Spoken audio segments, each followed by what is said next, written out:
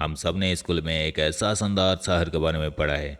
एकदम सीधी सड़कें, ढकी हुई नालियाँ और एक ही साइज के ईंटों से बने घर। हमें यही बताया गया है कि दुनिया की पहली महान शहरी सभ्यता थी। पर क्या किसी ने ये बताया कि अपनी इस कमाल की इंजीनियरिंग के बावजूद ये लोग अचानक कहाँ गायब हो गए? इतिहास की किताब से हटकर कुछ ऐसे राज है जो इस महान सभ्यता की पूरी कहानी को पलट सकते हैं। उनकी असली कहानी वो नहीं है जो आज हम जानते हैं, बल्कि वो है जो आज भी उन खंडहर में जमीन के नीचे दफन है। आज हम इतिहास के उन पन्नों को पलटेंगे और उन सच्चाई को जानेंगे जो आपको नए सिरे से सोचने पर मजबूर कर देगी। जरा सोचिए, आज से करीब 4,500 साल पहले जब दुनिया के ज़्यादातर लोग शहरी जिंदगी के बारे में जानते भी नहीं थे, तब भारत की जमीन में एक ऐसी सभ्यता फल फूल रही थी जो अपने वक्त से सदियों आगे चल रही थी। ये थी हड़प्पा सभ्यता, जिसे हम सिंधु घाटी सभ्यता भी कहते हैं। ये कोई छोटी मोटी बस्ती नहीं थी, बल्कि मिस्र और मेसोपोटामिया की सभ्यताओं के बराबर 10 लाख वर्ग किलोमीटर से भी बड़े इलाके में फैली एक विशाल दुनिया थी। हड़प्पा, मोहनजोदाड़ो, धोलावीरा और राखीगढ़ी जैसे इनके शहर आज के मेट्रो सिटीज को भी टक्कर दे सकते थे। यहाँ सड़कें एक दूसरे को 90 डिग्री एंगल पर काटती थीं, जिसे हम डिग्री पैटर्न भी कहते हैं। कमाल की बात तो यह है कि हर घर में अपना बाथरूम और टॉयलेट होता था, और उनकी ड्रेनेज सिस्टम, ढकी हुई नालियाँ का एक ऐसा नेटवर्क जो आज भी भारत के कोई शहर के लिए एक सपना है। यह दिखाता है कि वो लोग साफ सफाई को कितनी अहमियत देते थे। उनकी इंजीनियरिंग सिर्फ यही तक सीमित नहीं थी, उन्होंने स्टैंडर्ड ईंटों का इस्तेमाल किया। मतलब चाहे वो शहर हड़प्पा का हो या 700 किलोमीटर दूर मोहनजोदड़ो का, ईंटों का साइज और अनुपात बिल्कुल एक जैसा था। उन्होंने वजन और माप तोल के लिए भी स्टैंडर्ड सिस्टम बना कर रखा था। ये सब किसी ज़बरदस्त प्लानिंग और संगठन की तरफ इशारा करता है जो शायद पूरे इलाका में लागू था। वो कमाल के व्यापारी थे जिनके रिश्ते मेसोपोटामिया और सेंट्रल एशिया तक थे। खुदाई में मिले हजारों मोहरे, कीमती पत्थर और मूर्तियाँ उनके अमीर होने की गवाही देती है। ये एक ऐसा सभ्यता थी जो ऑर्गेनाइज्ड थी, आमिर थी और अविश्वसनीय रूप से एडवांस भी थी। लेकिन फिर वही सवाल, इतनी एडवांस सभ्यता आखिर मिट कैसे गई? और यहीं से शुरू होता है असली रहस्य का सिलसिला। किसी भी एडवांस समाज की सबसे बड़ी पहचान होती है उसकी भाषा और लिखावट। हड़प्पा के लोगों के पास भी अपनी एक स्क्रिप्ट थी। हमें उनकी लिखी हुई हजारों चीज़ें मिली हैं, मोहर पर, मिट्टी की तख्तियाँ पर, हर तांबे की औजारों पर। इन पर 400 से 600 तरह के अलग अलग निशान बने हुए हैं। ये निशान बताते हैं कि वो कितने समझदार और संगठित थे। लेकिन यहीं पर सबसे बड़ा राज छिपा है। आज 100 साल से भी ज़्यादा कोशिशों के बाद भी दुनिया का कोई भी जीनियस, कोई भी इतिहासकार इस लिपि को पढ़ नहीं पाया है। ये एक ऐसी पहेली है जिसका कोई जवाब नहीं है। सोचिए, कुछ ऐसा है मानो जैसे हमें किसी एलियन से बता के मैसेज मिल गया हो, पर हम इसे समझ ही नहीं पा रहे। मिस्र की लिखावट को समझने में रोजेटा स्टोन ने मदद की थी, क्योंकि उस पत्थर पर एक ही मैसेज 3 अलग अलग भाषाओं में लिखा था।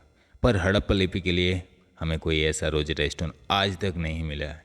ये अनसुलझी लिखावट हमें उनकी असली दुनिया में झांकने से रोकता है। हम नहीं जानते उनके राजा कौन थे, वो किन भगवान को पूजते थे, या उनके नियम कानून क्या थे।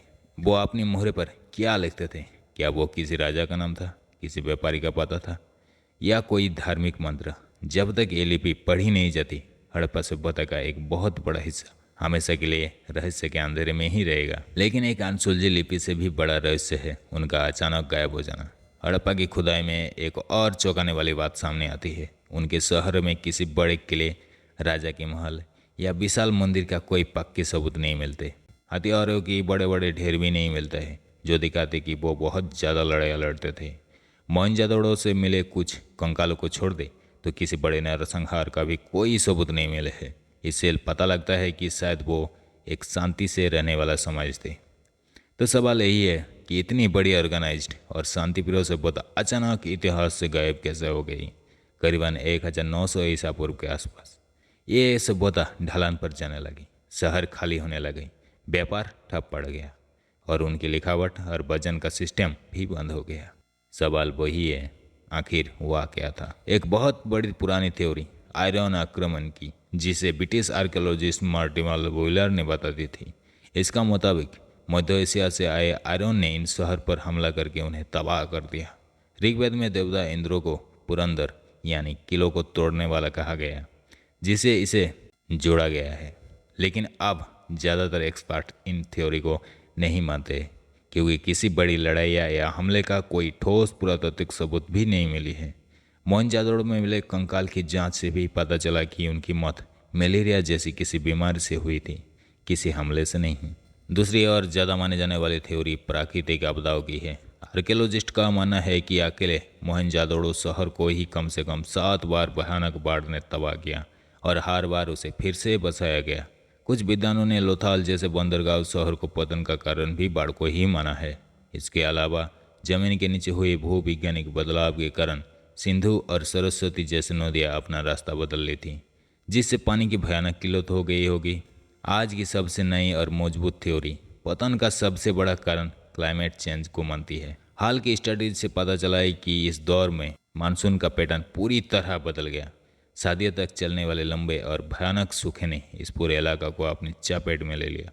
एक स्टडी के मुताबिक इस इलाका ने 100 साल से भी ज़्यादा लंबा समय तक सूखा झेला था। बारिश ना होने से खेती बर्बाद हो गई, जिस पर उनकी पूरी इकोनॉमी टिकी थी। नदियाँ सूखने लगी और ज़मीन बंजर हो गई। ये किसी एक दिन में हुई घटना नहीं थी, बल्कि सदियों तक चलने वाला एक धीमा प्रक्रिया थी, जिसने इस महान सभ्यता को घुटने पर ला दिया। शहर में रहना मुश्किल हो गया। लोग अपने घर छोड़कर पानी और नए मकान की तलाश में पूरब और दक्षिण की और छोटे छोटे गांव में बसने लगे।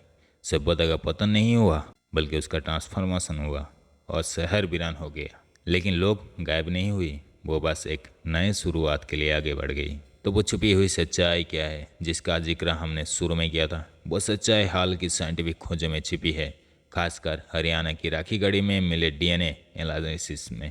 राखीगढ़ी भारत में हड़प्पा सभ्यता की सबसे बड़ी साइट है।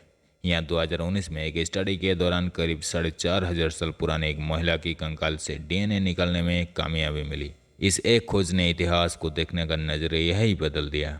इस डीएनए के विश्लेषण से कुछ हैरान करने वाली बातें सामने आई। पहली और सबसे बड़ी सच्चाई, राखीगढ़ी की इस कंकाल में मध्य एशियाई स्टेबी लोगों से जुड़ा कोई डीएनए नहीं मिला, जिसे अक्सर आयरन जीन से जुड़ा जाता था। इसका सीधा मतलब है कि हड़प्पा सभ्यता की कोई लोग बाहर से नहीं आए थे, वो वही के मूल निवासी थे। एक खोज उस पुरानी आयरन आक्रमण थ्योरी को एक बड़ा झटका देती है।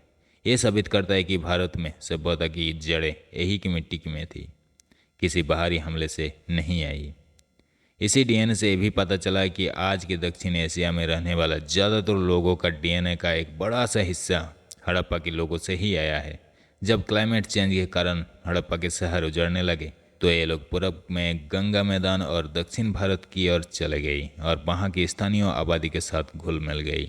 हाँ, बाद की सदियों में सभ्यता के पतन के बाद बाहर से आए लोगों का यहाँ के लोगों से साथ मिश्रण जरूर हुआ, लेकिन इसका मतलब यह है कि हड़प्पा सभ्यता कभी पूरी तरह खत्म ही नहीं हुई, वो बस बदल गए और आज भी हम भारतीय के डीएनए में जिंदा है। ये खोज हड़प्पा और वैदिक सभ्यता के रिश्ते पर भी एक नया और विवादित सवाल खड़ा करती है। कोई विद्वान अब ये मानने लगी है कि हड़प्पा और वैदिक लोग शायद अलग अलग नहीं है, बल्कि एक ही संस्कृति का हिस्सा थे।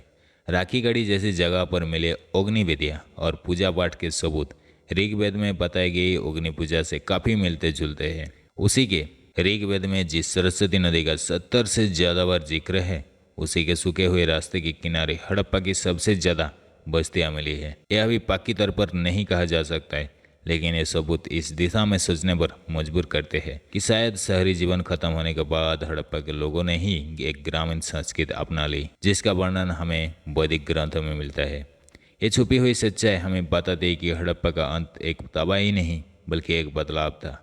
एक सांस्कृतिक बदलाव, एक भौगोलिक बदलाव और एक जीवन शैली का बदलाव। तो हड़प्पा सभ्यता की कहानी किसी रहस्यमय अंत की कहानी नहीं है, बल्कि मुश्किल हालात में टिके रहने, खुद को बदलने और लगातार चलते रहने की कहानी है। ये एक ऐसी सभ्यता की कहानी है जो बाढ़ और सूखे जैसी आपदाओं से लड़ी, अपनी जिंदगी का तरीका बदला और एक नया रूप में आज भी हमारे बीच मौजूद है। दो बड़े रहस्य आज भी हमारे सामने है।